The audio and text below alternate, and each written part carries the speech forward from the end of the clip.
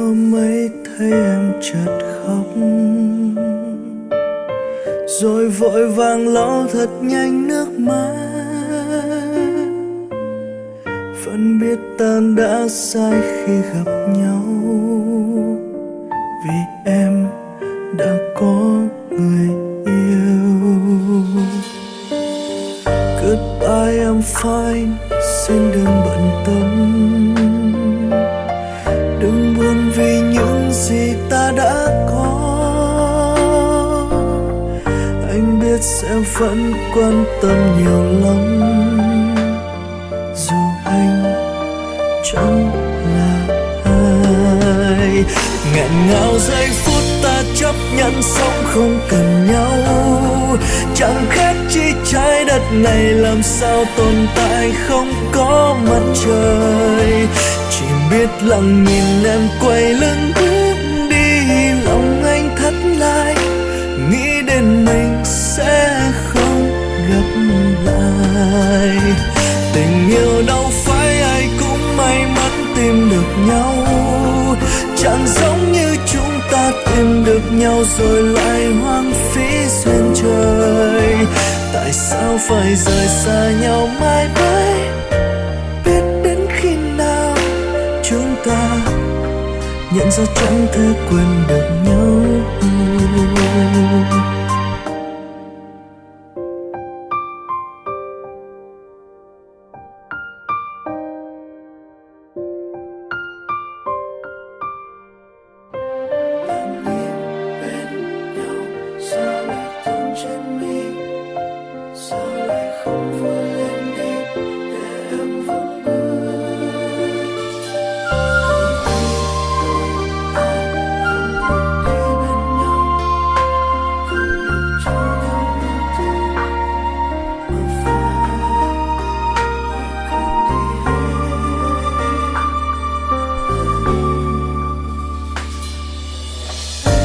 Có thật dối anh trong lời nói, nhưng làm sao dối được trong ánh mắt.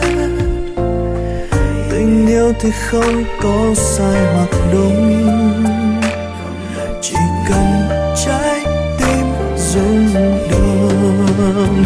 Nghẹn ngào giây phút ta chấp nhận sống không cần nhau, chẳng khác chi trái đất này làm sao tồn tại không có mặt trời. Chỉ biết lặng nhìn em quay lưng bước đi, lòng anh thắt lại, nghĩ đến mình sẽ không gặp lại. Tình yêu đâu phải ai cũng may mắn tìm được nhau, chẳng giống như chúng ta tìm được nhau rồi lại hoang phí duyên trời. Tại sao phải rời xa nhau mãi mãi, biết đến khi nào chúng ta nhận ra chẳng thể quên được nhau.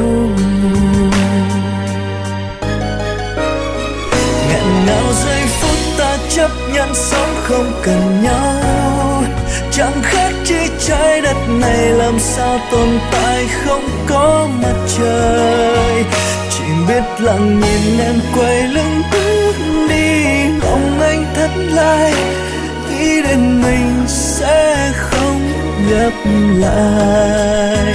Tình yêu đâu phải ai cũng may mắn tìm được nhau, chẳng giống như chúng ta tìm được nhau rồi lại hoang phí duyên trời. Tại sao phải rời xa nhau mãi mãi, biết đến khi nào chúng ta nhận ra chẳng thể quên được nhau. Từ nay đôi ta không được đi bên nhau, không được cho nhau yêu thương, phải quên hết đi.